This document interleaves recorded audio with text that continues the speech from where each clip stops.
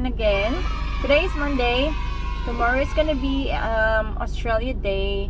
So at the moment, we're back here to meet our friends, which is nauna na sila doon sa beach. And yeah, so this time I'll be doing the driving on the way there sa beach. So we'll see kung we'll see kung gaano ka rough yung daanan natin ngayon kasi Jerry was telling me na baka magiging soft yung sand today. So tingnan natin.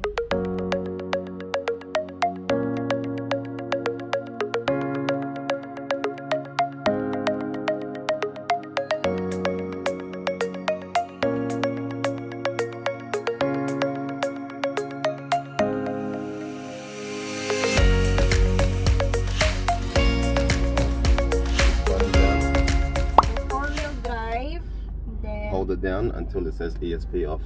Keep holding it. Keep holding it. ESP off. That's it. Let go. Let go. And then what happened? Let's go. That's it? Yeah. Alright. Okay. Alright guys. Kapit kamay. Ako magdadrive. Bahala si Batman. Accelerate, okay lang yung speed ko? Sakto lang? O need more?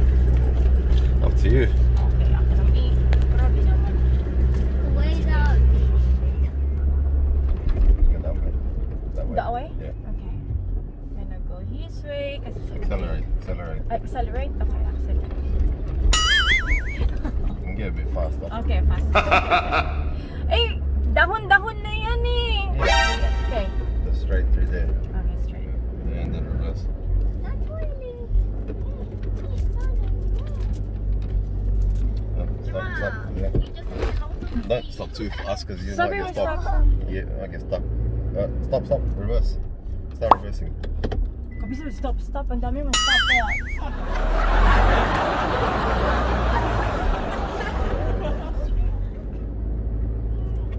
I can see it.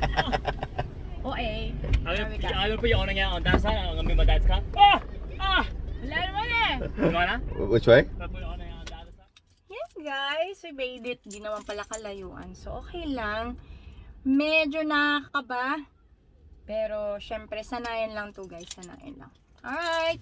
I'll see you guys later.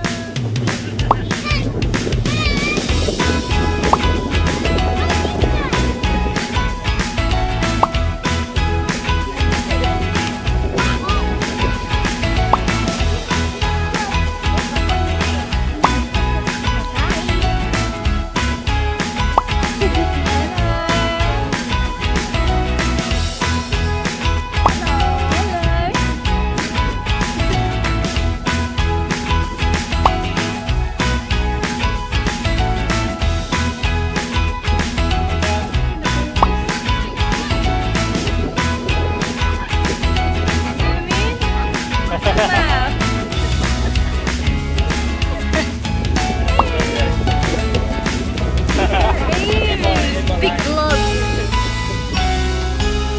It's been.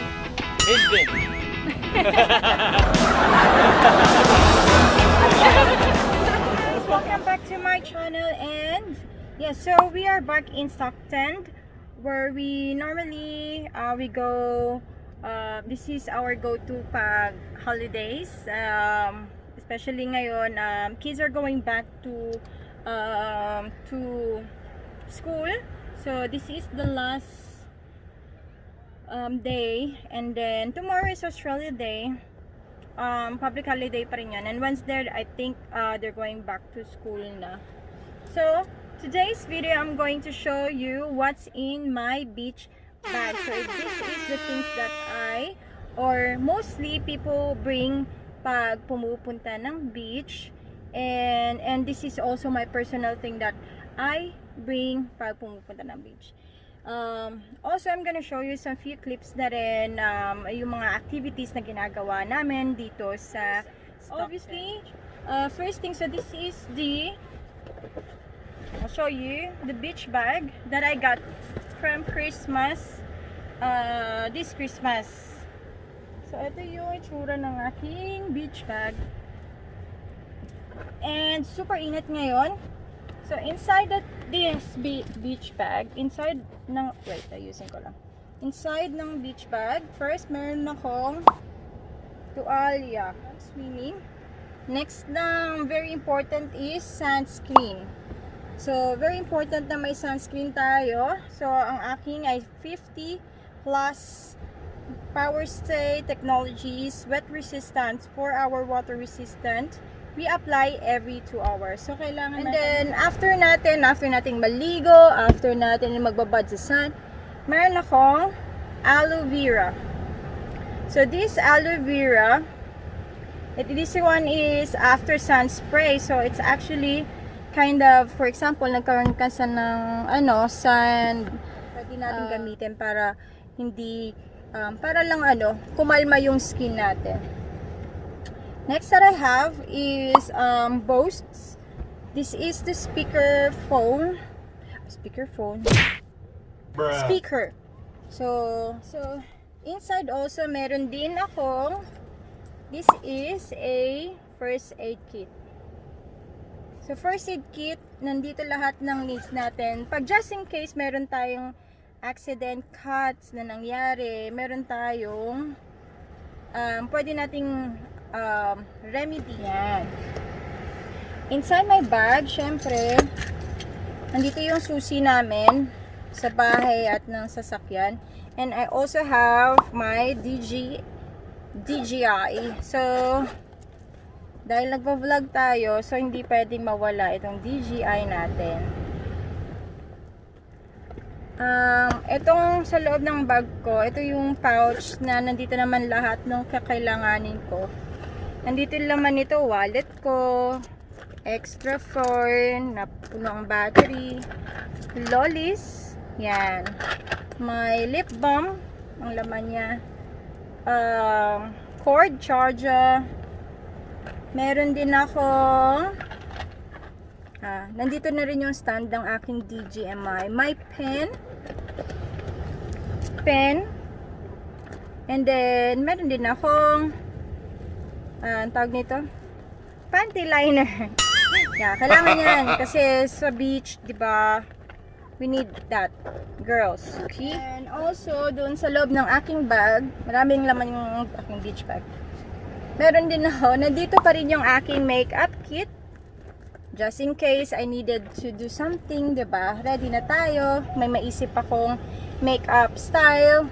Yan. So ready na rin tayo. And also inside this bag, syempre, nandito rin yung mask ko. Nandito, ba't nandito to? And also, meron din akong pouch bag sa loob, inside that big bag, na ang laman ay, eto, para dun sa, ito sa salamin ko. Yung isa naman, sunnies. Yan. So, importante na may sunnies tayo. Protect your eyes from the sun. Meron akong hand towel or face towel. Inside this bag, yung extra shirt just in case na gustong mag-swimming at gustong magpalit, may pampalit tayo. Meron akong extra bra and extra undies. Inside of this, nandito yung aking puffer ng puffer sa anak ko, just in case din naman na baka mawalan siya ng hinanga or yung asthma niya umatake. Nasal spray, ayan, so block nose, itchy nose, I have to have this all the time, obviously. Yan, antibacterial wipes, very important. Meron din akong spray sa loob ng bag. Meron akong super oil. I use this for my hair. After kong maligo, linalagay ko to sa hair ko. Super oil. Yan. And meron akong, again, sanitizer. Hindi mauubos yung sanitizers natin. Hindi mawawala. Okay. Hand cream. Dahil mabilis mag-dry yung aking hands. Everything. Body. Insect repellent. Ayan. Very important kasi maraming insekto. Mosquitoes, yeah, protect your skin. hairbrush, yan. And last but not the least, itong aking pang shave. So if ever na makalimutan ko na mag-shave at home, dala-dala ko siya din lagi everywhere. Especially pag yan nag-sleeveless, nagsisinglet ka, sando, tapos magbibikini ka, nakalimutan mo na. So meron akong dala para bago tayo magbikini, ma-shave na muna natin yung mga areas na kailangan nating i-shave. Ayan. So guys, that's all the things that inside my beach bag. Alright, so what I'm going to do now, I'm just gonna fix all of this and I'm gonna show you or give you the tips that you need pag kayo ay papunta ng beach for a getaway. Mga importanteng things lang na kailangan you remember. So I'll be back soon. See you guys. Okay, so iyan, magre-ready na tayo. So first aray, sakit ng paa ko. Argoy. Naipit yung paa ko. Ang tagalan. Maglalagay muna tayo ng, I don't know if you can see me, no? Pero okay na yan. Yan. Maglalagay muna tayo ng sunscreen everywhere bago tayo sumabak sa araw. Sunscreen can protect you from damaging your skin, para hindi which is, ang mga Pinoy naman, malakas yung melanin natin. So, walang problema. Ang nangyayari lang sa sa kutis natin is talaga lang mabilis tayong kapitan ng araw. Tapos nagtatan talaga tayo agad, nagbabrown, ganyan. So, very important pa rin na naglalagay tayo ng sunscreen. It is because ito ay, pag nagtan tayo, pantay. Pantay siya. And then, syempre, pantay rin yung pagkakalagay mo sa sunscreen. Thank you pala sa sanded ko sa aking bikini. So, ito yung galing sa sanded ko, which is I'm gonna put their Instagram here. So, pinadala nila sa akin tong bikini to. Thank you very much. They have a really good line of bikini style. So, maraming choices. Sa mga gustong mag-check out ng mga bikinis, especially for summer na malapit na dyan sa Philippines or anywhere in the world. Ayan, so you can check out their website or Instagram. Yeah, now I will put on this side here or link on